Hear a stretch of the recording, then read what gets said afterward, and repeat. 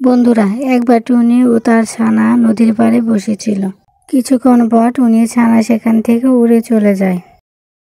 আর এক সময় উড়তে উড়তে একটা মাঠে গিয়ে দাঁড়ায়। আর সেখানে দাঁড়িয়ে দেখতে পায় এক কাক ঘুড়ি উড়াচ্ছে। সেটা দেখে টুনির ছানারও খুব ইচ্ছে হলো ঘুড়ি উড়াতে। তারপর টুনির ছানাটি সেখান থেকে চলে যায় তার মায়ের কাছে, তাদের বাসায়। আম্মু আম্মু আম্মু, মাঠে দেখে এলাম কাক মাসি ঘুড়ি উড়াচ্ছে, আমিও ঘুড়ি উড়াতে চাই।